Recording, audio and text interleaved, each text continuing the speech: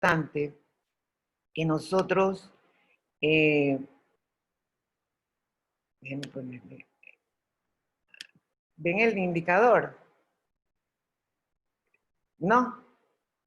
Sí, profesora, sí se ve. Okay. Bien, entonces, en general, esto es básico, probablemente ustedes lo vieron en secundaria o a veces hasta en primaria.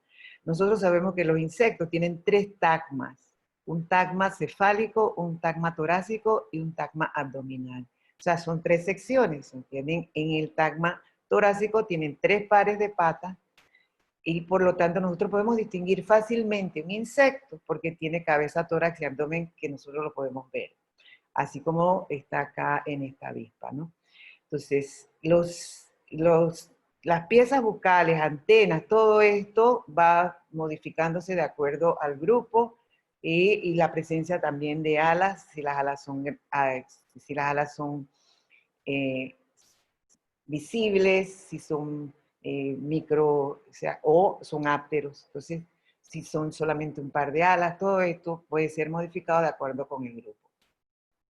En el grupo de los arácnidos, que están garrapatas, ácaros y escorpiones, entonces es importante que sepamos que ellos tienen 4 pares de patas, a diferencia de los insectos que tienen 3 pares de patas en su estadio adulto, solamente las larvas de los arácnidos tienen 3 pares de patas, y entre ellos varía esta segmentación, o sea, usualmente tienen cefalotórax separados del abdomen, o tienen todo el soma junto, cabeza, tórax y abdomen fusionados. Entonces, tienen 4 pares de patas, 2 secciones corporales en los arácnidos y una sección corporal, solamente el soma, en las garrapatas y ácaros. Entonces, en los crustáceos, igualmente, y pueden tener 5 más pares de patas, 2 secciones, cefalotórax y abdomen, y son ápteros y la mayoría pues son acuáticos.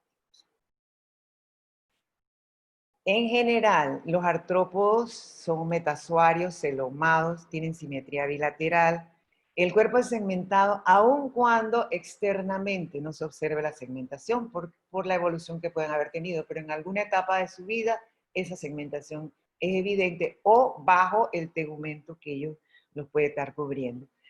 El nombre artrópodo significa patas articuladas, ar de articuladas y podos, poditos de patas. Entonces, esto es una característica bien marcada en los artrópodos, las patas articuladas.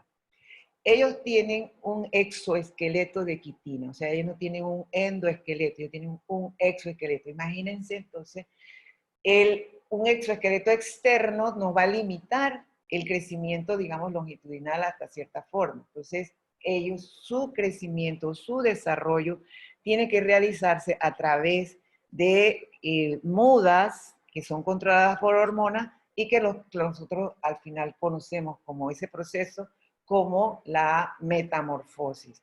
Ellos se tienen que deshacer del esqueleto, del exoesqueleto viejo, mudarlo y crear un exoesqueleto nuevo. Entonces, este proceso de cambio de forma o crecimiento es lo que se conoce como metamorfosis y, como les dije, está controlada por hormonas. Tienen un tracto digestivo completo, un sistema nervioso con ganglios y comisuras y un sistema circulatorio abierto. O sea, tienen una cavidad interna o un hemocel que está llena de hemolinfa. Y ahí, como digamos, colgados están todos los otros, las partes del intestino, sobre todo, ¿no?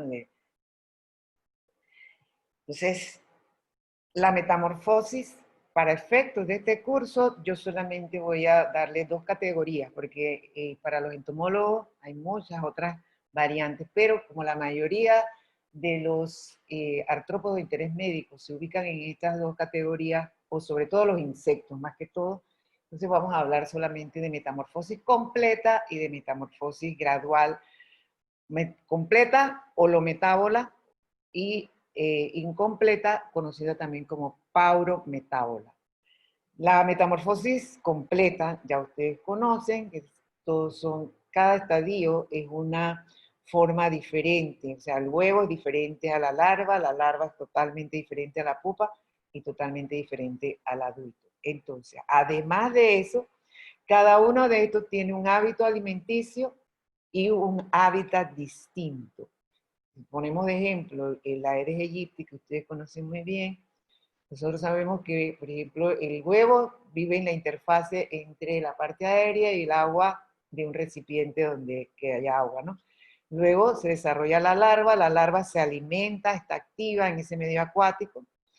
La pupa es totalmente diferente a la larva, la pupa no se alimenta, aunque mantiene el hábitat igual. Y luego los adultos que ya son aéreos, tienen un vuelo, y esto podemos distinguir hembras de machos, ¿no? Entonces, cada uno es distinto, como les había mencionado. En la metamorfosis gradual o paurometábola, los estadios son muy parecidos y tienen la misma alimentación y el mismo hábitat. Ejemplo, vamos a ver los triatominos que transmiten la enfermedad de Chagas. Los huevos son diferentes a las ninfas y las ninfas son muy parecidas a los adultos. Entonces, las ninfas se diferencian porque no tienen alas o no tienen genitalia desarrollada o no tienen los ojos desarrollados, pero la morfología en general es muy parecida. Y se alimentan igual de sangre como se alimentan los adultos. Entonces tienen igual alimentación e igual hábitat. Bien, nosotros vamos a ir viendo las relaciones entre los artrópodos y el hombre, los que son directas e indirectas, benéficas o perjudiciales, ¿no?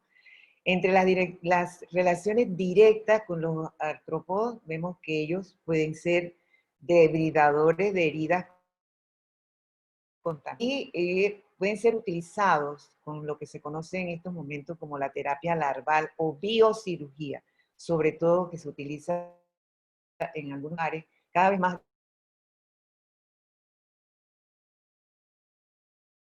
larvas de moca, que son las que generalmente se usan, secretan enzimas, perdón, que me salió una.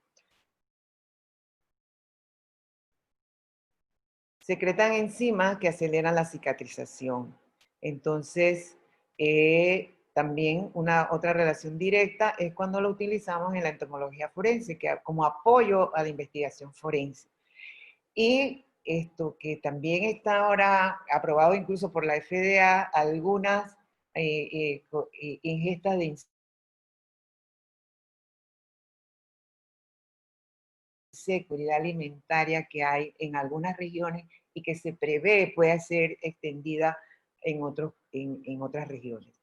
Entonces, relaciones directas, nocivas, la entomofobia, o sea, pero no hablamos de una entomofobia en un grado que no es patológico, o sea, a veces hay personas que no soportan la presencia de insectos y es hasta a veces bueno porque sus hábitos sanitarios mejoran por esa, pero no es al grado de lo que estamos mencionando aquí, que es una fobia realmente, que son casos psiquiátricos, gente que entra en pánico y tiene que acudir a ver cómo maneja y controla esa fobia. La parasitosis delusoria es como su nombre lo indica, es algo también que tiene que ver con un aspecto psicológico. Tiene la percepción de que está frente a un artrópodo, pero realmente es ilusorio, o sea, no es cierto. Entonces, son personas que sienten que cuando entran nosotros hemos tenido a lo largo de nuestra experiencia personas que tienen, dicen, cuando entro al carro siento que me brincan como unos bichos y los tengo aquí, me los siento, e incluso a veces tienen una respuesta como si estuvieran picadas, pero realmente cuando uno va a ver, todo es psicológico. Hubo un caso que usualmente yo se lo presento como anécdota para que vean hasta dónde puede llegar esto. Una joven que tenía, nos fue a visitar, o sea, ella fue al Seguro Social y del Seguro Social sabían los médicos que tenía una parasitosis delusoria, pero como la persona insistía, ellos le decían, no, no tiene, ellos la mandaron a la Facultad de Medicina, al Departamento de Microbiología, a la sección de parasitología, en entomología, ¿no? Entonces, la joven decía que ella había ido a hacer un turismo ambiental, o sea, había ido de senderista por unas partes del Valle de Antón, y que a raíz que había venido de allá, ella sentía que tenía hormigas que le salían de la cabeza. Y lógicamente eso no es posible, pero ella sentía que tenía hormigas, al punto de que ella tenía un cabello largo, ella se rapó el cabello porque sentía que las hormigas le salían de la cabeza. Y se raspaba la cabeza y llevaba material al departamento para que se lo examináramos en el microscopio, y realmente no había nada, si acaso eran bruscas o algo, pero ella decía, ese caso tuvimos que referirlo entonces también a psiquiatría, y luego pues la persona pudo superar. Pero así como este, hay muchos casos que nosotros hemos visto de parasitosis delusoria a través de los años. O sea, lo que quiero decirle con esto es que no es tan poco frecuente. O sea, con cierta frecuencia, por lo menos cada 2 años, nosotros podemos ver algunos casos de estos que llegan al departamento. Bueno, las molestias y pérdida de sangre, eso no tenemos más que esto, todo en un país tropical hemos tenido experiencia de algún mosquito que nos ha picado, o de algunas moscas picadoras también que pueda haber. Las lesiones accidentales a los órganos de los sentidos, incluso estudiantes de medicina que han estado estudiando en el Parque Finlay, y de pronto hay un chinche de monte que emite una secreción y le da un tipo de alergia, o que tocan una larva de mariposa que tiene también unos pelos asociados a glándulas de veneno. Bueno, el tipo de envenenamiento que puede ser del que le acabo de decir, en contacto con larvas de Lepidoptera, o con un envenenamiento a través de una picadura de escorpión.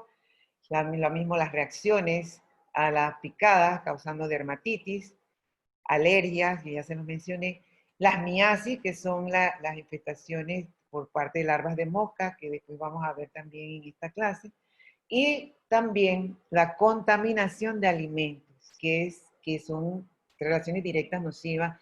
Hay muchas pérdidas económicas a veces en alimentos, sobre todo en granos almacenados, que pueden tener coleópteras o larvas en el arroz también puede haber larvas de polillas que van también contaminando los alimentos. Bien, la terapia larval existe entonces de hace mucho tiempo. Los aborígenes australianos la utilizaban. Ya vemos nosotros también aquí que Zacarías durante la Guerra Civil Americana en los 1870 y tanto.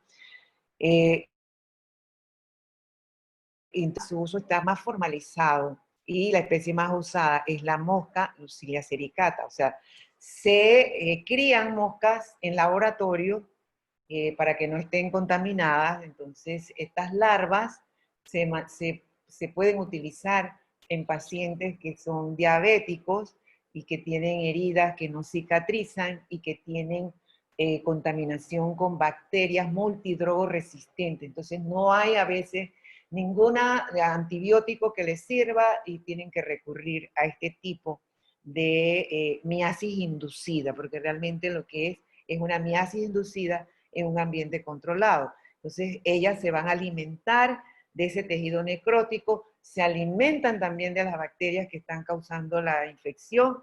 Como son fotofóbicas, están metidas en el tejido, y se dice que están en las cavidades tisulares mejor que un bisturí. Entonces, cerca de 30 países ya actualmente utilizan la terapia larval. Hay 60 centros en Norteamérica, 400 en el Reino Unido y más de 140 en Alemania. Entonces, los efectos de la terapia larval. Estas larvas debridan la herida, la limpian, o sea, remueven todos los detritos celulares y el tejido necrótico. Desinfectan al eliminar las bacterias. Hay una irrigación mecánica de la herida con productos de secreción de la larva, y ayudan a la cicatrización. Entonces mejoran la oxigenación de la herida. Se sabe que la lantoína y el bicarbonato de amonio son responsables del crecimiento abundante y del tejido granuloso, o sea, cuando va en el proceso de cicatrización. La lantoína es curativa y cicatrizante. Incluso la lantoína la utilizan mucho en cosas de cosméticos, y está presente en muchas de los productos de excreción-secreción de los artrópodos. En entomología forense, entonces, cuando hay un cadáver, hay a las primeras horas en que se da la muerte, hay un grupo de artrópodos, sobre todo de moscas, que pueden percibir la muerte celular antes que se dé la muerte completa. O sea, una persona cuando muere, todas las células no mueren inmediatamente al unísono. Eso es un proceso que se va dando. Entonces, pero hay artrópodos que pueden percibir, sobre todo moscas que perciben ese momento de la muerte que va en proceso de hacerse general a todas las células. Entonces nos permiten tener, si encontramos un grupo de artrópodos que están definidos, que llegan a esta hora, y después son suplantados por otros que llegan a otra hora, entonces nos permiten poder tener la hora posible, bastante aproximada de la muerte, a través de este estudio de la fauna cadavérica. También es posible determinar la época del año en que ocurrió la muerte y verificar si el cadáver ha sido movido de un lugar a otro. Todo esto estudiando la fauna asociada al cadáver que está en estudio forense, ¿no? Y entonces la entomología forense o el estudio de los artrópodos, de la fauna cadavérica, da viabilidad y apoya otros medios de datación forense, o sea, un complemento a la investigación forense. Como hemos hablado que también hay picadas, entonces también hay unas reacciones generalizadas, lo que podemos decir, los tipos de reacciones observadas son inflamatorias, hay una reacción inflamatoria, que es una respuesta local, no es específica, va a variar dependiendo de la cantidad y tipo de inóculo, o sea, va dependiendo, incluso también la respuesta va a ser también dependiendo del hospedador, porque si ya tenemos una sensibilidad, la respuesta inflamatoria entonces también va a aumentar. Esa respuesta o los tipos de reacciones también pueden ser tóxicas. Dentro de las reacciones tóxicas puede haber cardiotóxica, neurotóxica, citotóxica, de hipersensibilidad, puede ser tipo 1, alérgica, que es la más común y peligrosa. Y también puede haber en algunas personas resistencia adquirida. O sea, hay insectos hematófagos como garrapatas, ácaros, usualmente estimulan el desarrollo de inmunidad. Entonces, de pronto nosotros podemos estar haciendo un senderismo en grupo y hay unos que tienen unas reacciones tipo alérgica, de hipersensibilidad, y hay otros que les pican los mismos insectos, los mismos artrópodos y no tienen ninguna reacción, ¿no? Entonces también puede haber inmunosupresión. Ejemplo de artrópodos que tienen neurotoxinas: Latrodectus mactans, que es la viuda negra; Dermacentor, que es un género de garrapatas, igual que Amblioma; Titius, que es una especie, Titius pachyurus, que es un escorpión; y Centruroides margaritatus. Como ejemplos, porque en el mundo de los artrópodos hay muchísimos más. Cardiotoxina, ejemplo también, Centruroides; y citotoxina, Loxosceles, conocida como la araña violín. Las alergias se ven sobre todo mucho más frecuentes con los insectos ponzoñosos. Cuando hablamos de insectos ponzoñosos son avispas, abejas, avispones, también candelillas, hormigas, o sea, son sobre todo del orden Hymenoptera. Entonces, estas alergias por picadas pueden producir efectos sistémicos y anafilaxis. O sea, esto en algunas personas es un riesgo alto, y es importante también que ustedes como futuros médicos sepan que a veces hay personas que pueden estar hasta en peligro de muerte si se exponen a ciertas picadas que le pueden causar shock anafiláctico. Entonces, la saliva de los artrópodos usualmente tiene anticoagulantes, sobre todo los que son hematófagos, ¿no? Aglutinina, enzimas, mucopolisacáridos, que son también alergenos. Entonces, aquellos insectos que son picadores, puede haber entonces el desarrollo de una sensibilidad a la saliva y o a las toxinas. Entonces, La evolución de ese envenenamiento va a depender del artrópodo involucrado, del inóculo de la toxina, de las condiciones físicas de la víctima y de si ha habido exposición previa, o sea, si hay memoria inmunológica con relación a ese tipo de evento. Bien, ya vimos relaciones directas entre el hombre y los artrópodos. Ahora vamos a mencionar relaciones indirectas, igualmente clasificadas en benéficas y perjudiciales. Las relaciones indirectas, benéficas, bueno, ustedes saben que en la naturaleza hay muchísimas especies. De hecho, el Phylum Arthropoda es el que más especies tiene comparado con todos los otros grupos de animales. Ahí hay especies polinizadoras que tienen un papel muy importante en la naturaleza y para el mantenimiento de nuestra propia especie. Muchos son, bueno, básicos en la cadena trófica, otros son o parasitoides, depredadores o competidores. Parasitoides es el término que se utiliza en entomología para referirnos a lo que son parásitos de otro artrópodo. Entonces hablamos de parasitoides, pero realmente es que son parásitos de otro artrópodo. Eso nos ayuda a una especie de control biológico. Los que son depredadores igualmente, si nos ayudan a controlar las poblaciones de aquellos que son perjudiciales, entonces no, estos son relaciones indirectas benéficas. Igualmente los que son competidores, los que están compitiendo, que no son perjudiciales a la salud, pero compiten con aquellos que nos afectan la salud, entonces también son un tipo de, entran dentro del control biológico que nos beneficia. Relaciones indirectas, perjudiciales, los vectores, esos son los que ustedes más conocen, tanto vectores mecánicos como vectores biológicos. Hoy vamos a comenzar a hablar un poco más de los vectores mecánicos, porque ya los vectores biológicos ustedes prácticamente los han visto.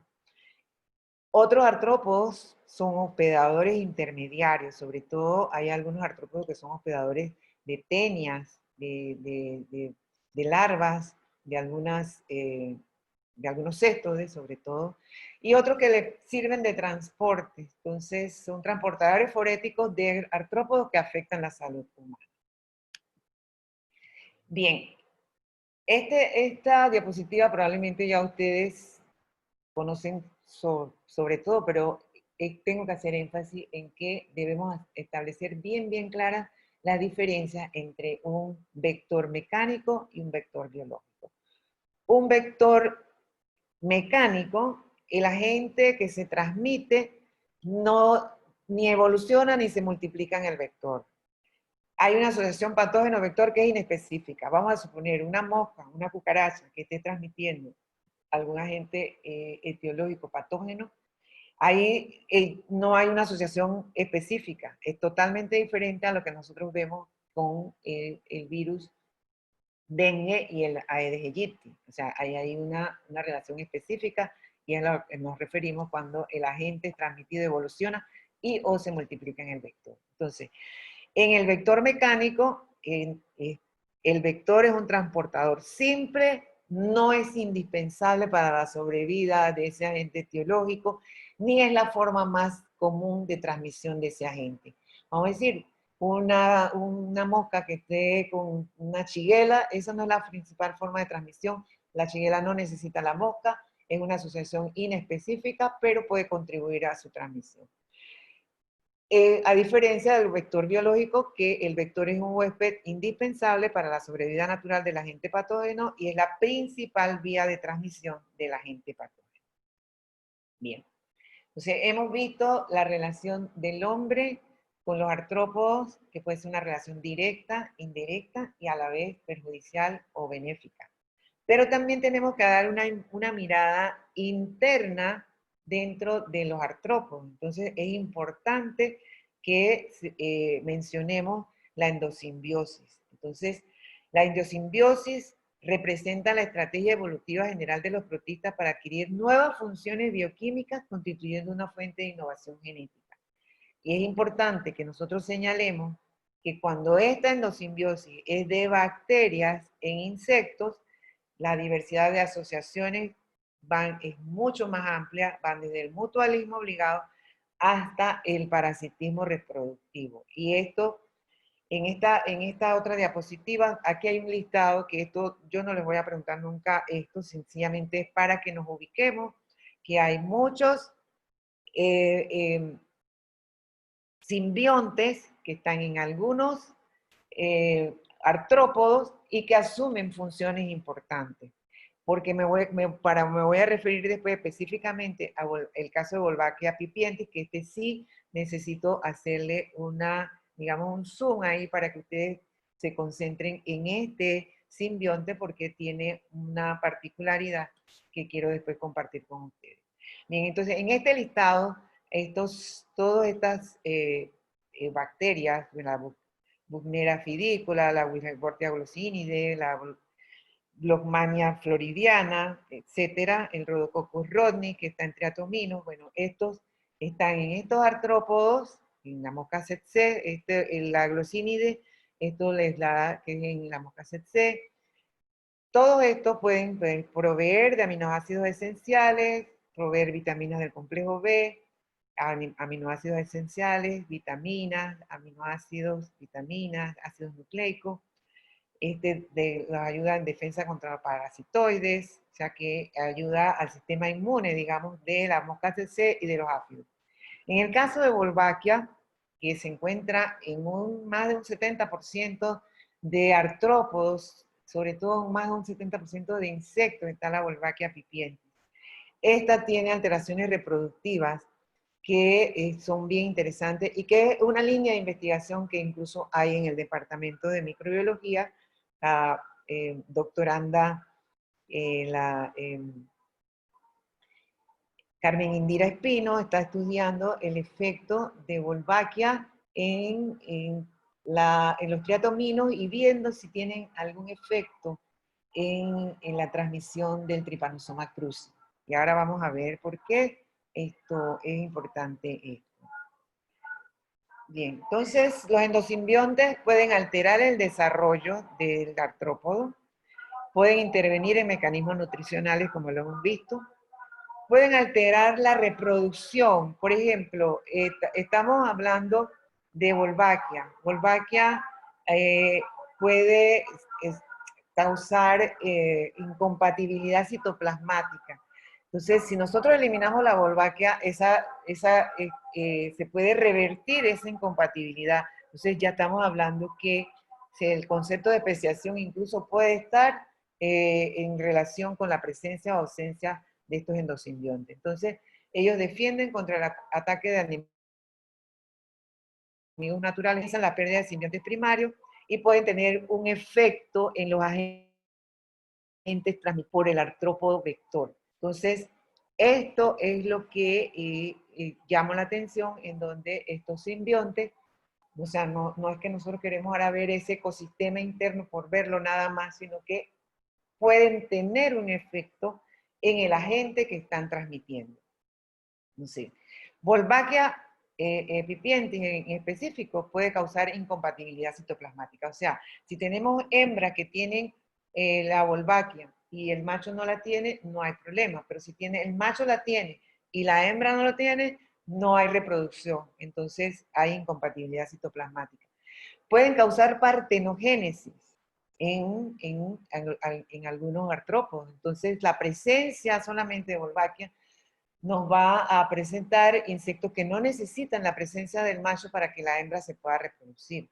Pueden causar también feminización de machos, eliminación de machos, o pueden tener un efecto masculinizante en la hembra. Entonces, todos estos efectos que pueden tener, esto es un tema de estudio, hay toda una línea de investigación a nivel global en donde se está viendo la Wolbachia en todos los insectos porque puede ser una herramienta incluso para el control de los vectores. En este momento también hay estudios que se están haciendo para controlar Aedes aegypti utilizando también Wolbachia.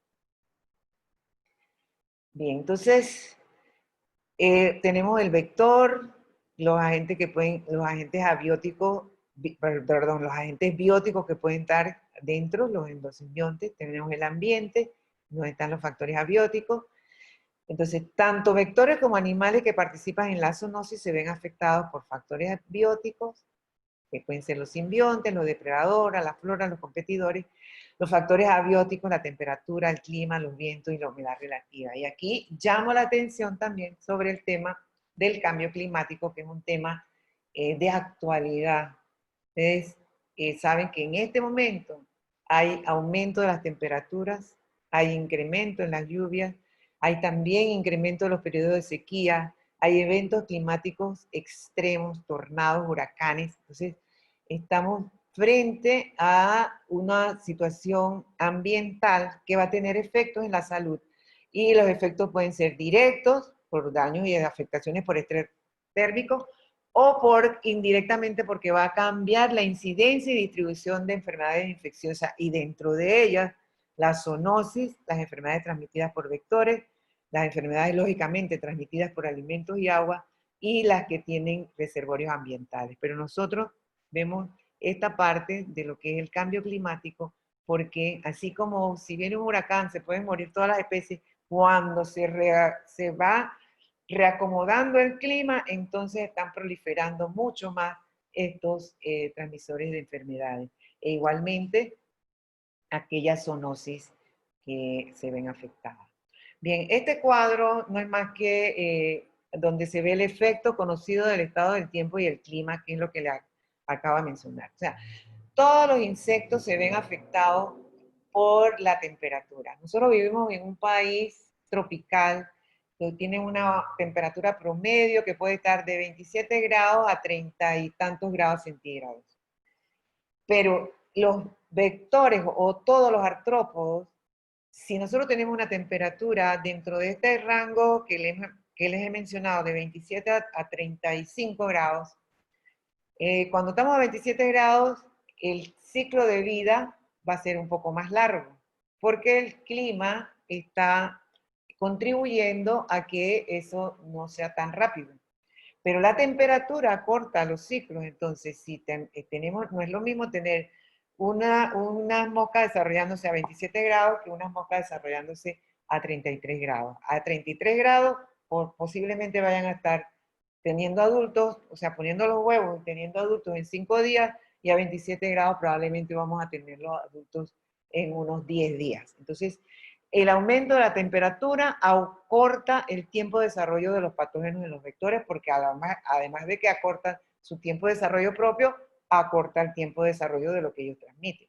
Entonces, los cambios en el clima pueden extender la distribución geográfica y la abundancia de vectores y reservorios. Ya se está viendo que antes el dengue era una enfermedad que solamente estaba confinada a ciertos en ciertos países de clima tropical. Ahora hemos visto que eso se ha extendido muchísimo, ¿no? Entonces, el calentamiento y la alteración del patrón de lluvia puede incrementar la población de animales reservorios y depredadores. El inicio temprano de condiciones favorables para la transmisión puede prolongar los ciclos de transmisión, igualmente, que es lo que hemos mencionado. Las inundaciones van a proveer criaderos para vectores y hospedadores reservorios. Van a aumentar la abundancia, la distribución geográfica, y con frecuencia va a haber más brotes de enfermedad. Entonces, hay un aumento en el riesgo de enfermedades asociadas a viajes igual por todo lo del cambio climático, ¿no? Entonces, el posible impacto: aumento de la temperatura, variabilidad en precipitaciones, alteración en la dinámica de poblaciones de los reservorios. Se predice el incremento de algunas zoonosis. Los cambios pueden permitir el establecimiento novedoso, o sea, inusual, de importantes enfermedades infecciosas en regiones donde previamente era imposible una transmisión endémica. Entonces, bien, las zoonosis se van a ver afectadas. Esto vamos a pasarlo porque es lo mismo que les acabo de mencionar. Bien, entonces, ahora vamos a ver la capacidad vectorial de algunos artrópodos o de los vectores sobre todo, y luego vamos a ver cómo la conducta humana también incide en potenciar o minimizar esa capacidad vectorial. Entonces, en sí mismos los vectores pueden tener una mayor o menor receptividad al patógeno. En el caso que ustedes conocen bien, la transmisión de malaria por el Anopheles albimanus en nuestro país, el Anopheles albimanus no es un vector eficiente, se considera un vector ineficiente porque puede estar transmitiendo entre un 5 y un 10%, pero como está en abundancia, entonces el vector principal. Pero él no es tan receptivo al patógeno. O sea, si lo comparamos con Anopheles darlingi, que sí es muchísimo más eficiente como vector. Entonces, la receptividad al patógeno va a ser un elemento importante en la resultante de lo que se conoce como capacidad vectorial. La especificidad del huésped también, la longevidad que pueda tener, a mayor longevidad, mayor probabilidad de transmisión de algún agente. La frecuencia de alimentación igualmente, si no completa la alimentación y tiene que continuar o tiene una gran capacidad de alimentarse, entonces va a tener más probabilidad de transmitir el agente que esté en capacidad de hacerlo.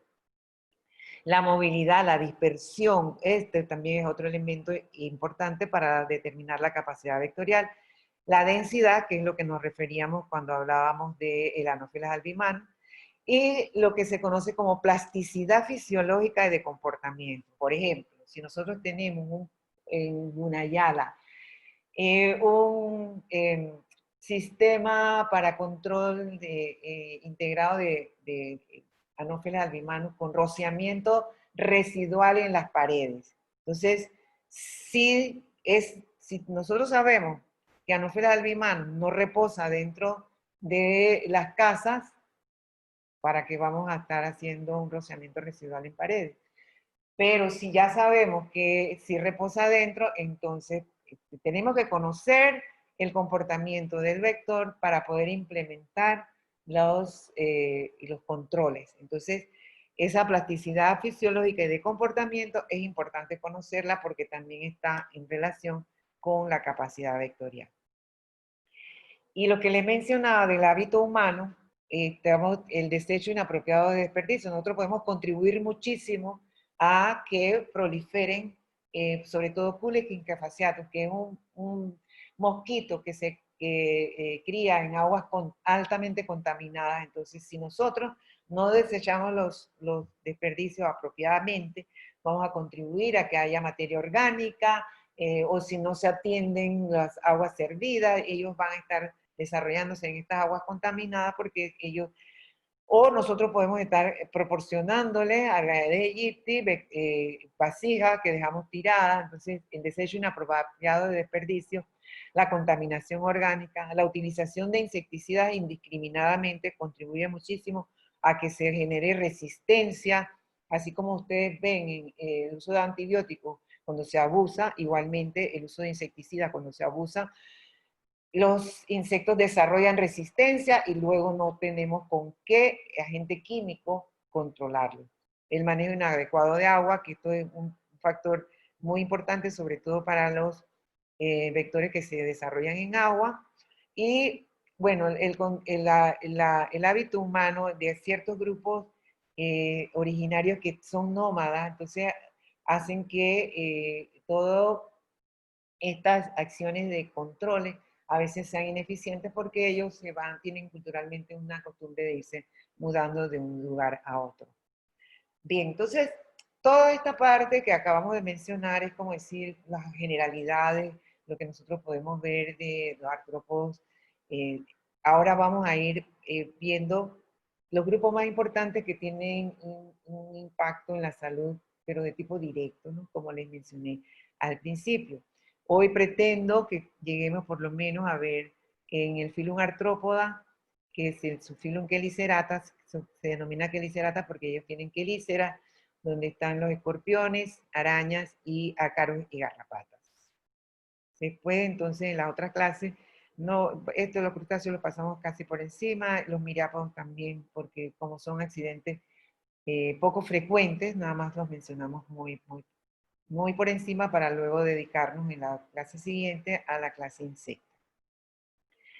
Bien, la clase arácnida entonces tiene piezas bucales cortadoras o picadoras, cabeza y tórax fusionados o cabeza, tórax y abdomen fusionados, tienen ojos simples.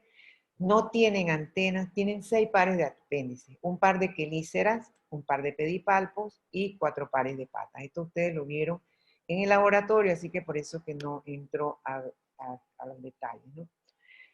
Los escorpiones. Bueno, comienzo por decirle que es lo mismo escorpión que alacrán. O sea, son usos, a veces las personas piensan que son diferentes, pero es lo mismo. Ellos tienen los pedipalpos modificados en pinzas, que son estas pinzas que tienen acá adelante. El último segmento del abdomen o del abdomen posterior tiene un aguijón, como ustedes vieron en el laboratorio, que se conoce como el telson. El telson entonces está modificado en un aguijón que está asociado a unas glándulas de veneno, que es la que se inyecta cuando el escorpión, ya sea para inmovilizar a su presa o porque accidentalmente lo tocamos, él emite entonces ese aguijonazo con la toxina que tiene, ¿no? El hábitat usualmente está asociado a clima tropical, son depredadores, son nocturnos, entonces viven en áreas oscuras, bajo la corteza de árboles, bajo palmas, bajo troncos, bajo rocas, y pueden invadir las viviendas cuando éstas se construyen dentro de su hábitat o están muy cerca de la foresta.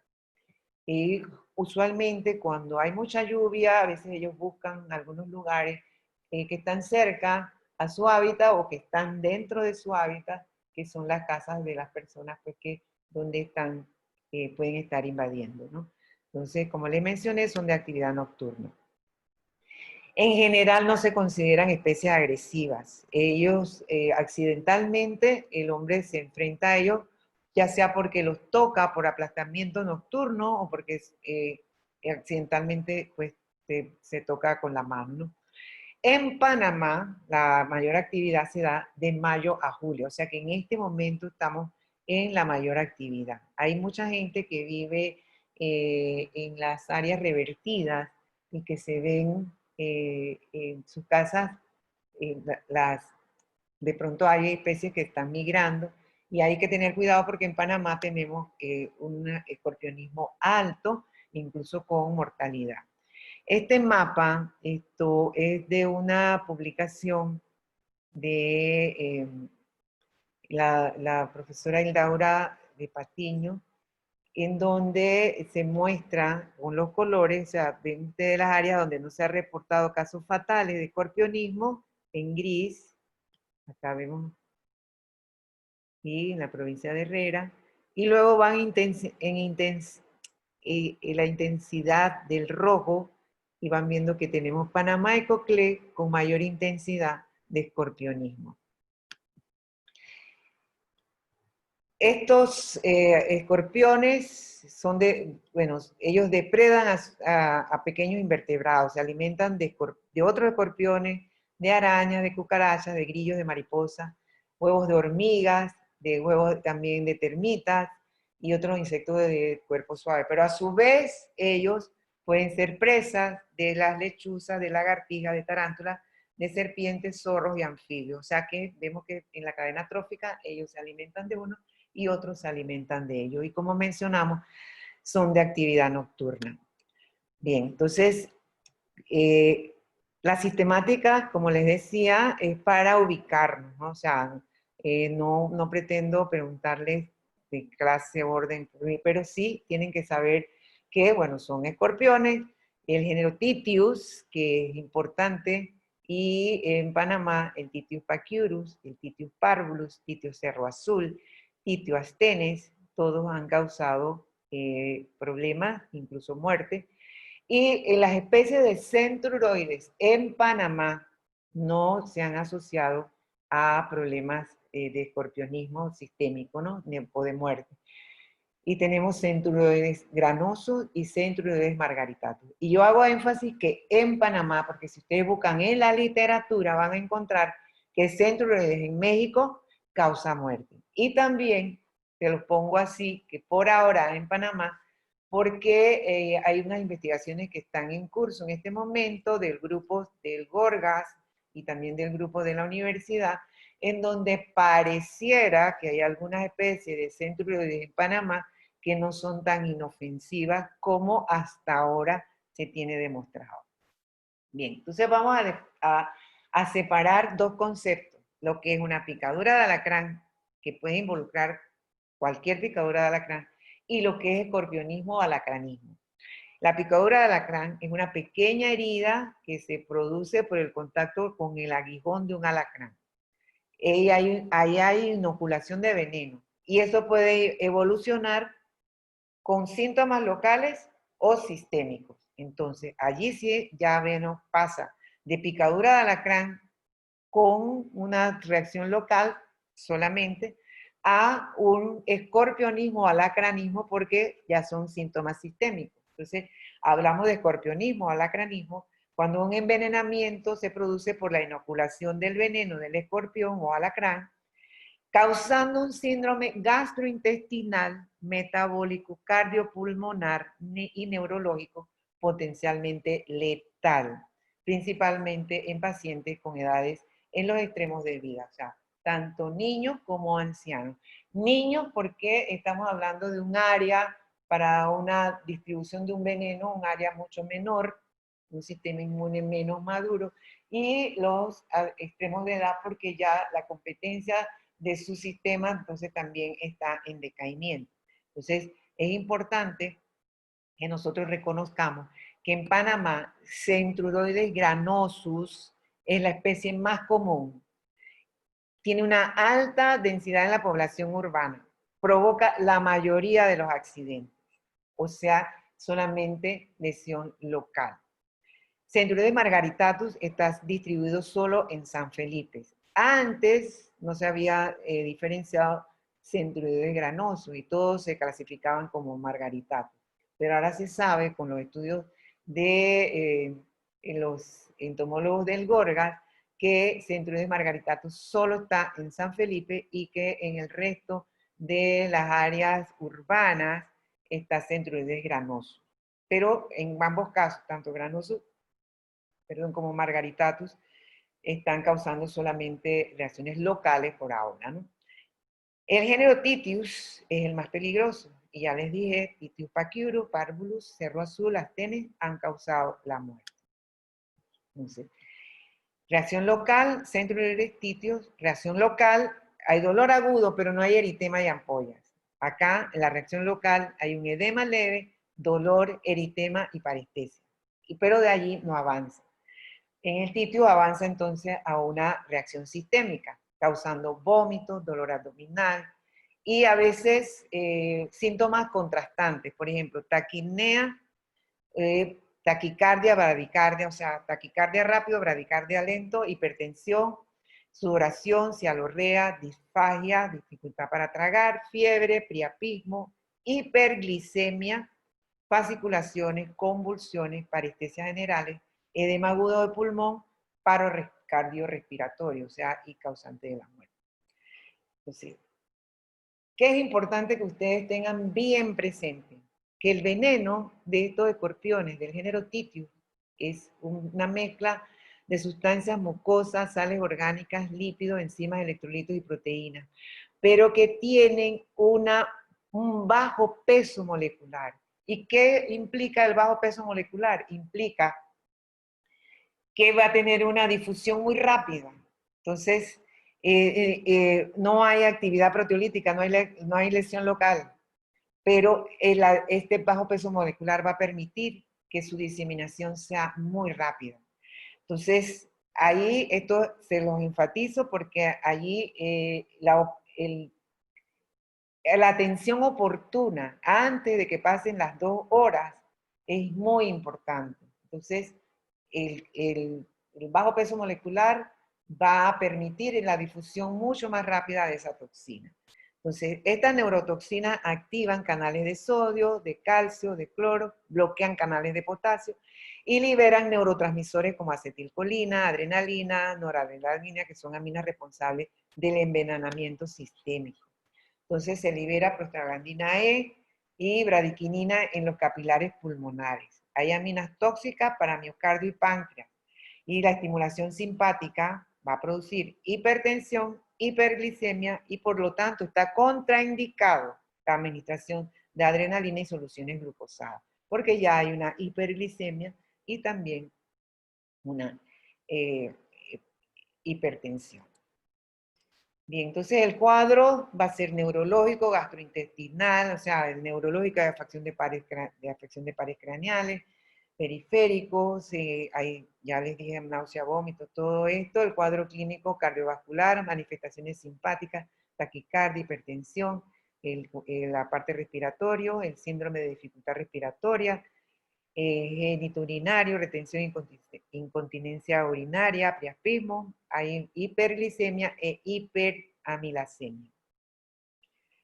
Bien, en la población, sobre todo rural, muchas veces hay creencias de que si yo tomo el escorpión que me picó y hago lo macero y lo pongo en alcohol y me pongo eso, no me pasa nada porque ya yo lo he hecho. ¿Qué pasa? Que probablemente lo hicieron y no les pasó nada, pero era centroides. Entonces no podemos, tenemos que educar a la población porque esto no se puede hacer, ¿no? Entonces, ¿qué hay que hacer? Calmar a la víctima. Siempre que haya una picadura o algún evento con un artrópodo que pueda causar un daño, nosotros tenemos que buscar hipotermia. Nunca calor, porque el calor nos va a ayudar a la diseminación de esa toxina o del elemento que haya sido introducido, ¿no? Entonces, traslado inmediato a un centro hospitalario o a un centro de salud, retirar anillos, pulseras u otras prendas que puedan afectar la circulación. ¿Qué no hacer? No se puede aplicar torniquete, no dar bebidas alcohólicas, no hacer cortes que vamos para sacarle el veneno que está, no, porque vamos a contribuir a la difusión de ese veneno. No aplicar medidas tradicionales, que es lo que les había mencionado hace un momento. Bien, entonces hay riesgos inherentes al escorpión, por ejemplo, la especie, las condiciones del tarsum, la edad y estado nutricional del escorpión, cuántas picaduras le da a la misma persona, ¿no? Mayor número de picaduras, mayor cantidad de veneno inoculado. El veneno inyectado va a depender del tamaño de la glándula, de la cantidad de inócula, y por supuesto que hay un riesgo mayor en los meses donde ellos están, en mayo a julio, que son los meses donde tienen mayor actividad en Panamá. Entonces, para los individuos, los factores de riesgo, ya dijimos los extremos de edades, por supuesto también el peso, porque va a contribuir a que la diseminación por volumen, el estado nutricional, las comorbilidades, siempre diabetes, enfermedad ácido péptica, hipertensión, cardiopatías, neumopatías, alergias, asma. El tiempo en recibir el tratamiento, ya les dije que 2 horas. Ha habido muerte porque no se les ha aplicado el antiveneno de manera oportuna. El lugar de la picada, si hay una proximidad a un nervio o un vaso sanguíneo, y por supuesto las características de la vivienda.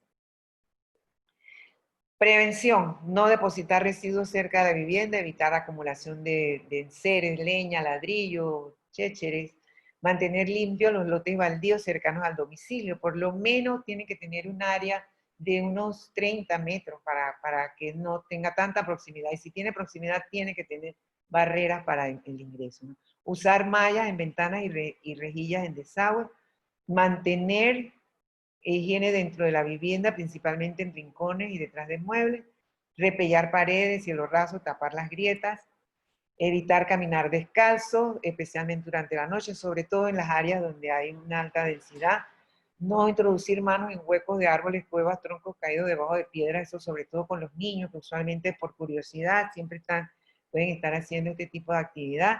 Revisar la cama antes de acostarse, sobre todo en los lugares donde hay ingreso de estas especies.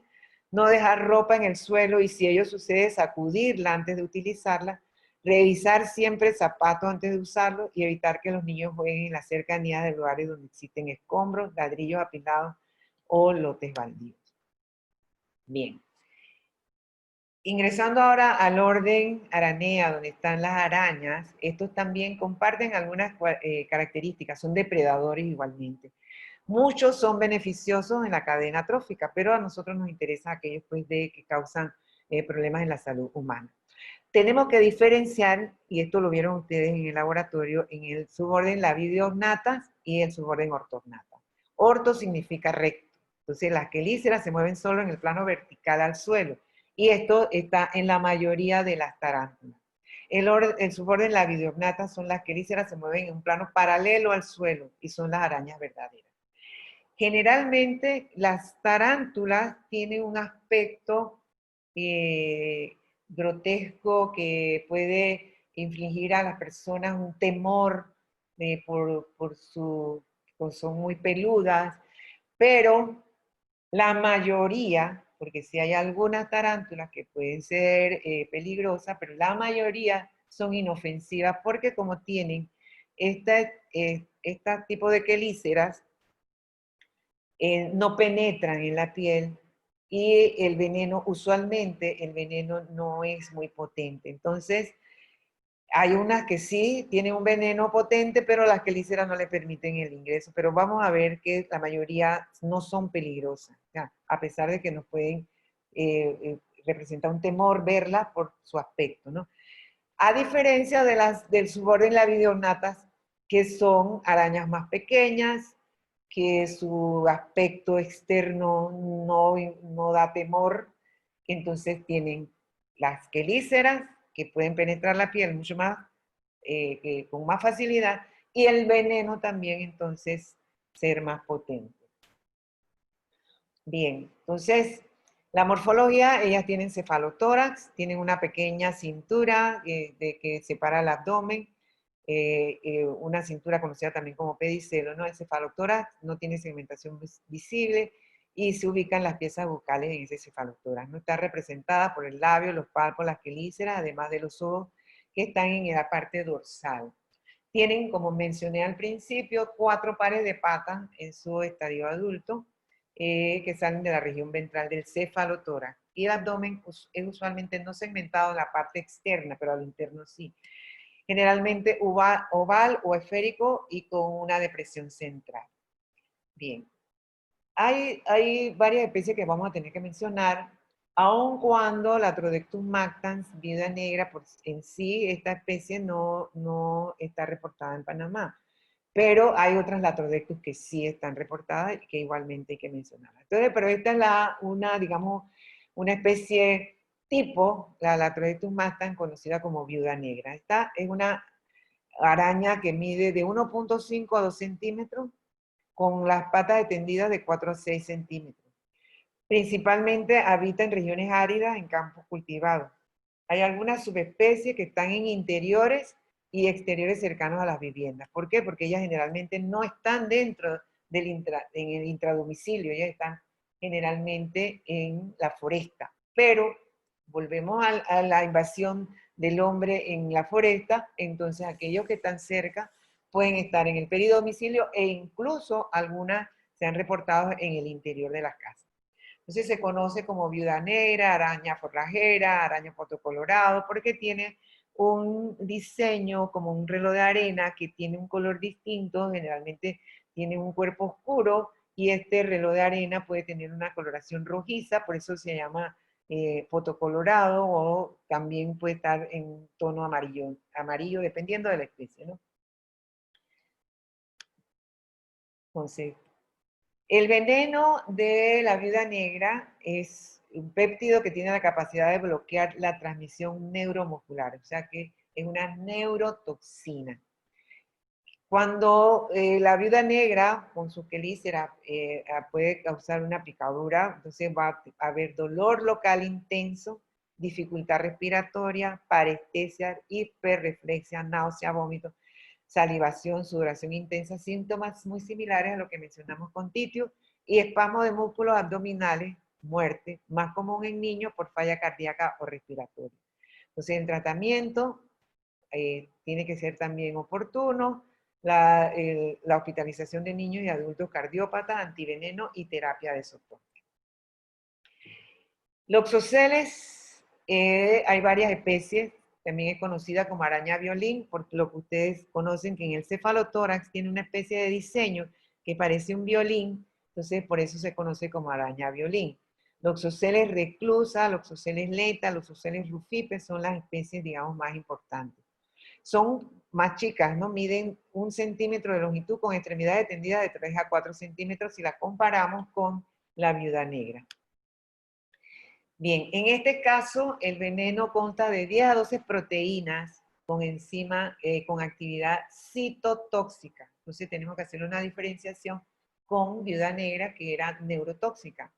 Acá hay primero una lesión en el sitio de la picada, se forma una vesícula, esta vesícula se va llenando de un líquido, ese líquido al principio está claro, luego se torna rojizo porque se va llenando de sangre, hay una ulceración y necrosis del área, o sea, como si fuera una quemadura, o sea, una citotoxina actuando ampliamente. Entonces, puede haber complicaciones de insuficiencia renal y hemoglobinuria. El tratamiento general, antibióticos, limpieza, debilitamiento de la úlcera, corticoides sistémicos y tratar las complicaciones. ¿Sí? Entonces vemos nosotros estos ejemplos de la necrosis y luego la cicatrización que puede darse en el aracnoidismo necrótico por loxoceles. Entonces, en Panamá nosotros tenemos loxoceles rufipes, que no tiene el mismo veneno, la misma composición que tiene el Loxoceles laeta, que está distribuida sobre todo en Sudamérica. Por ejemplo, vemos nosotros aquí el aracnoidismo necrótico que puede causar Loxoceles laeta, que está distribuida sobre todo en Sudamérica. Bien. Este cuadro resume lo que ya hemos hablado de las dos, digamos, que ustedes van a encontrar en todos los libros, la mención de viuda negra y de loxoceles, como dos ejemplos de arácnidos que pueden causar la muerte o causar una lesión dérmica traumática. Entonces, nosotros podemos, ustedes ya están ahora con toda la información que tienen en capacidad de hacer una diferenciación desde el punto de vista de la biología. Si viuda negra está en el ambiente, el accidente lógicamente va a ocurrir fuera de la casa en la mayoría de los casos y va a ser usualmente el hombre que sale en su faena campesina o sale a buscar alimento, va a ser el que mayormente va a estar afectado. A diferencia de la loxoceles que está en el intradomicilio, entonces puede afectar más a las mujeres y los niños que están en casa. Y luego podemos ver la parte ya clínica de si hay una neurotoxina o si hay una citotoxina. Entonces, esto resume lo que ya nosotros hemos visto. En Panamá tenemos también la Phoneutria boliviensis, que es de la familia Ténide y se conocen con el nombre común de arañas del banano. Esta especie es endémica desde Costa Rica hasta la Amazonia. Tiene un tamaño de 3 a 5 centímetros. Tiene quelíceras cubiertas con pelos rojizos o rosados. Es de hábito nocturno, durante el día está oculta bajo la corteza de árboles, en troncos, en platanales, palmeras o bromelias, y ocasionalmente puede encontrarse en el interior de las viviendas, en roperos, calzados, muebles o cortinas. Nosotros tenemos, últimamente llegamos, y nos mandaron unas muestras en un área de Panamá Norte, que estaban dentro de las casas. Entonces, no es tan infrecuente encontrarlas, ¿no? La mayoría de los accidentes ocurren de día y en construcciones humanas. Estas sí son agresivas, ¿no? Ellas, al verse amenazadas, adoptan una postura defensiva, o sea, levantan las dos primeros pares de patas hacia arriba y exponen las quelíceras, o sea, están como en una posición de ataque y son capaces de saltar hasta 20 centímetros. Entonces, sí es una especie que a diferencia de las otras que es por accidente o porque se toca o lo que vimos con los escorpiones, estas sí son especies agresivas. Entonces, la picadura puede causar un dolor intenso, no hay edema, ni lesión local, puede haber fiebre y sudoración profusa, es una neurotoxina, pH que es Phoneutria boliviensis, o sea, con lo que se conoce la toxina, ¿no? Los casos graves hay compromiso del sistema nervioso central, embotamiento, diplopia, disnea, parálisis progresiva y asfixia. Hay mortalidad de 1 a 3% en adultos y de 20 a 30% en niños. El tratamiento es 5 mililitros de suero antitetanus, intramuscular, hidratación y sedantes. Bien, entonces, ahora en las garrapatas, vemos nosotros que son aplanados dorsoventralmente y aquí sí está todo el soma junto, cabeza, tórax y abdomen. Tenemos nosotros la familia Ixodidae, que son garrapatas duras, que tiene 120 especies, la familia Argacidae o Argazoidea, garrapatas blandas, que tienen 80 especies, y la familia Nutalielidae, que nada más tiene una especie y que realmente nosotros nada más por conocimiento general lo menciono aquí, pero realmente no hay presencia en Panamá, pero es otra familia, ¿no? Entonces, la familia más numerosa es la familia de las garrapatas duras y tienen mayor importancia médica en Panamá sobre todo, ¿no? Aunque también tenemos de la familia Argazoidea, como vamos a ver más adelante. En general, las garrapatas son importantes porque pueden causar dermatitis, pueden producir envenenamiento, pérdida de sangre, pueden causar parálisis por garrapatas, otocariasis, invasión del canal auditivo, y pueden ser vectores de muchos agentes etiológicos. ¿Por qué tienen un alto potencial? Porque son hematófagos persistentes. Hay muchas que pueden permanecer picando por periodos prolongados, entonces mientras más tiempo estén en contacto con el hospedador, mayor probabilidad de transmisión. Tienen lenta alimentación, están altamente esclerotizados. ¿Y esto qué les permite? Resistir muy bien el estrés ambiental. O sea, no importa agua, lluvia, ellos resisten bien el estrés ambiental, temperatura, calor más alta, porque están bastante protegidas, altamente esclerotizadas. Tienen pocos enemigos naturales, tienen un amplio rango de hospedadores, se pueden alimentar de muchos hospedadores. Hay algunas que tienen exclusividad o preferencia, pero la mayoría tiene un amplio rango. Son muy longevas, pueden durar años, pueden transmitir el patógeno transováricamente. Entonces, esto lo hace, toda la suma de todos estos elementos hacen que tengan un alto potencial vectorial y su potencial reproductivo. Ustedes, yo no sé si han visto cuando hay garrapatas de los perros, de las mascotas, que pues, ponen cientos de huevos que se ven, ellas comienzan a migrar por las paredes, y usualmente en la parte de arriba colocan los huevos y son cientos de huevos que se observan.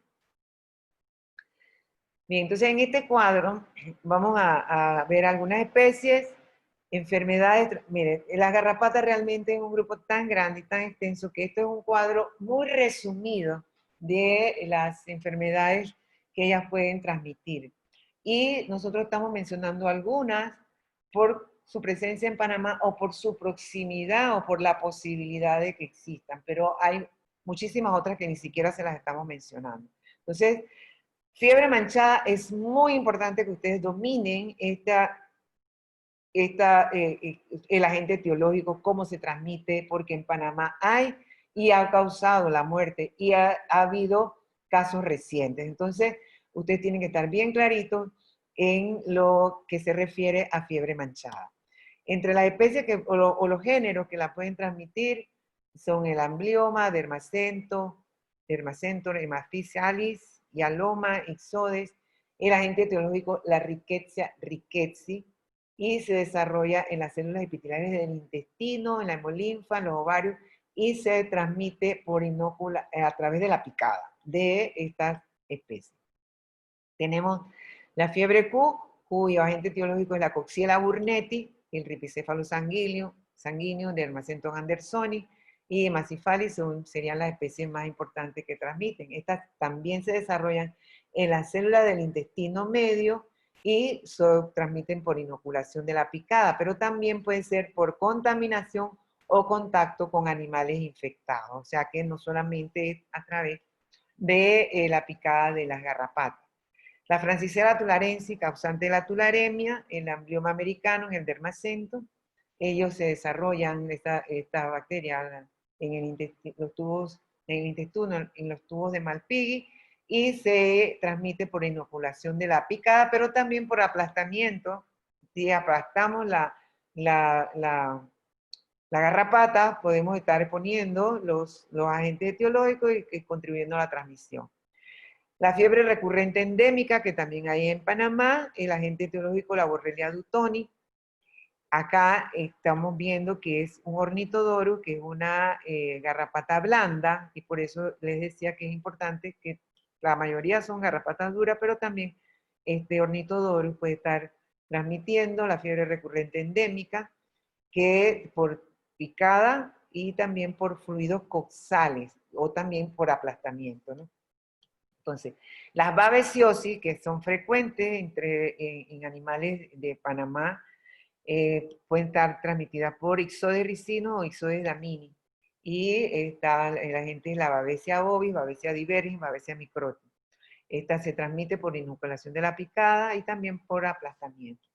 La enfermedad de Lyme no se ha reportado en Panamá, pero tenemos nosotros los vectores, tenemos nosotros los reservorios. Lo que no se ha determinado es la presencia del agente etiológico, o sea, de la Borrelia burgdorferi. Pero las mencionamos porque es un problema bastante serio, sobre todo en Estados Unidos, en Canadá, en el norte, pero que se han encontrado en Cuba, por ejemplo, personas que tienen anticuerpos contra Borrelia burgdorferi. Entonces, habría que tener un signo de interrogación si es que no la hemos estado buscando, si es que la tenemos y la diagnosticamos como otra cosa. O sea, ese es un tema para alguien que después se dedique a investigación. Bien, entonces también pueden estar siendo vectores de virus, de encefalitis por garrapata, enfermedad de Kian Sur, la fiebre de Colorado, y esto que son muchos agentes virales que no se los estoy mencionando en la lista. Bien, los potenciales vectores de rickettsia en Panamá, antes se conocía como Amblyomma cagenensis, ahora se conoce como Amblyomma mixtum, así que Amblyomma mixtum se ha encontrado con Rickettsia. Lo que no sea, digamos, ¿por qué digo potenciales? Porque lo hemos encontrado en las garrapatas, pero no lo hemos encontrado ya picando a la persona y demostrando que ese es el que hizo la transmisión. Igualmente, Rhipicephalus sanguíneo se ha encontrado con el Rickettsia y Dermacentor nitens, no parasita humano, pero se ha encontrado positivo también con Rickettsia. Entonces, la fiebre manchada, es importante que ustedes tengan bien presente los síntomas y los signos que tiene, porque, ya les digo, en Panamá hubo un silencio epidemiológico de los años 50 hasta como el año 2000, y ya después de allí ha vuelto nuevamente a presentarse casos en Panamá, y ya les digo, causando la muerte. Entonces, ¿cómo se distingue la enfermedad? Porque hay una erupción sin comezón, usualmente por manos, brazos, pies, hay fiebre, o sea, fiebre manchada, las dos condiciones. Aunque no se presente en el 100% de los pacientes, en la mayoría de los pacientes hay erupción y hay fiebre, ¿no? Entonces, 50% de los casos presentan las petequias en extremidades y espalda, pero fiebre es mucho más frecuente. No hay dolor de cabeza, disminución del apetito, escalofrío, dolor de garganta, dolor de estómago, náusea, vómito, diarrea, dolor del cuerpo, sensibilidad a la luz. Pero si ustedes observan, todos estos síntomas son inespecíficos. Aquí lo que les llama a ustedes la atención, que tienen que sospechar, es la presencia de las petequias y la fiebre, y luego también el área donde viene la persona, si es un área donde puede haber muchas garrapatas, etc. Bien, aquí están los casos del 2004 al 2017, los casos que se han presentado, y de fiebre manchada causada por Rickettsia. Bien, este es un cuadro nada más para ver las garrapatas, que es el resumen que les puse. Parálisis por garrapata, Amblyomma ovale. Fue reportado por Méndez y Chaniotti y por Baeza en 1979. Las hembras grávidas de Dermacentor andersoni y Amblyomma son las que se han encontrado entonces que tienen una toxina que es capaz de causar parálisis una parálisis progresiva que comienza avanzando por las piernas y va entonces hacia arriba, ¿no? Manifestaciones, letargia, anorexia, debilidad muscular, incoordinación, nistagmo, parálisis flácida ascendente. El tratamiento respiración asistida, antitoxina, eliminar las garrapatas sin dejar el hipostoma adentro. Bien, hay el caso reportado por Méndez y Chaniotti de un soldado de la antigua zona del canal, un norteamericano que hacía un entrenamiento acá en la selva, que de pronto comenzó a presentar esta parálisis y no se había diagnosticado nunca anteriormente la parálisis por garrapata en Panamá. Y luego se lo llevaron a los Estados Unidos, después de estar en un tiempo con la parálisis, la esposa bañándolo le descubre una sola garrapata en la base de la nuca, en donde entonces al extraérsela recuperó la movilidad. Entonces ahí pueden causar epidermólisis, por ejemplo, ornitodorus. Y vamos a pasar, yo creo que ya debo ir terminando. Bien, ¿cómo nos protegemos de las garrapatas? Bueno, por el uso de botas o zapatillas con medias, pero estas medidas van a funcionar mucho mejor en las personas que no vivimos en el medio, que vamos de vez en cuando y que podemos ponernos la gorra, la camisa manga larga, usar repelente, la cinta adhesiva invertida, pero las personas que viven en el área usualmente están muy expuestas porque son comunidades, la mayoría de las veces, pobres, que no tienen para este tipo de cosas y se ven afectadas, ¿no? Así como el COVID-19 ha puesto, ha visibilizado la mala distribución de la riqueza que hay en Panamá, asimismo, estas medidas de protección van a funcionar en tanto la gente pueda tener acceso a usar botas, zapatillas, gorra, camisa, manga larga, repelente, cinta adhesiva. Bien, con esto entonces terminamos. Yo no, como estaba, a ver si hay alguna pregunta. No, señor, esta que me está preguntando, Alex, que me pregunta si la aplicación de cebolla o la semilla de cedrón tiene algún efecto en la picada, no. Ahí no podemos distraernos con nada, es el antiveneno lo que funciona. Jóvenes, entonces yo no sé si no tienen más preguntas o pueden mandarme la pregunta, ya sea por la plataforma Moodle, porque yo voy a colgar la clase en la plataforma, o por el correo, o si todo está tan claro que no necesitan más preguntas. Profesora, una pregunta. Bien. ¿Por qué aquí en lo que es Panamá Oeste, o bueno, en general, como había mostrado en el mapa en Panamá y en Panamá Oeste, existe la abundancia o más que nada el riesgo, pues, de lo que son los alacranes y eso? Es que eso, mira, es la distribución geográfica, o sea, ellos se van distribuyendo. Generalmente el área de Panamá Oeste, como estuvo muy vinculado a la antigua zona del canal, o sea, la conservación del ambiente, tiene su riesgo, o sea, por eso yo les decía que todas estas áreas revertidas, hay muchísimos escorpiones, la gente que vive en Paraíso, la gente que vive en pues, todas estas áreas, también en Panamá Pacífico, como la foresta se mantiene, ellos están más próximos allí. O sea, es sencillamente distribución geográfica de estas especies. Gracias, profesora. ¿Cómo no? Bueno, jóvenes, para mí, que no lo... Profesora, Dígame, otra la, pregunta. sí, Dígame. la terapia larval se está utilizando aquí en Panamá. Aquí en Panamá no se está utilizando. No, tendríamos que tener laboratorios de crías de las moscas, teniendo toda la bioseguridad, pero no tenemos. No tenemos. ¿Se considera? Ahora mismo no he visto a nadie que tenga esa, pero podría ser yo creo que tenemos tantos casos de diabéticos, con pie diabético complicado, con bacterias multidrogo-resistentes, y ya les digo, esto se está usando muchísimo. Ustedes vieron la cantidad de laboratorios que hay en Alemania, en el Reino Unido, que nos llevan una distancia en ese desarrollo, ¿no? ¿Alguna otra pregunta?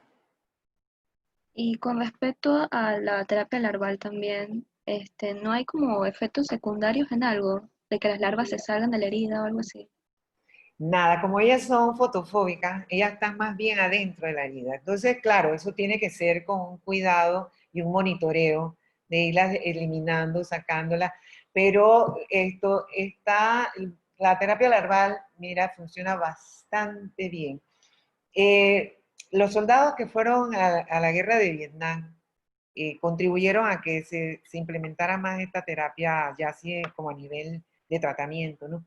Porque ellos observaban que los soldados que tenían una herida, la herida se les ponía horrible, con bacterias y estaba eso, y entonces encima ellos decían que hasta gusanos tenían, pero sorprendentemente después la veían que estaba curada. Entonces, funciona como una biocirugía, realmente funciona. Si nosotros hemos visto algunas presentaciones de a donde usan estas terapias y en verdad funcionan muy bien. Gracias. ¿Cómo no?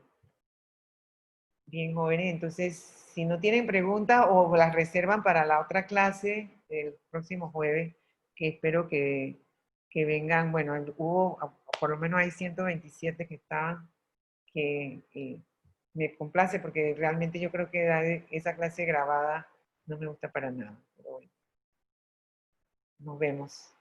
Chao. Chao, profe, Profe, gracias. muchas Chao, gracias. profesora, gracias. Chao, profe. Bye. Gracias, profe. Hasta luego. Luego.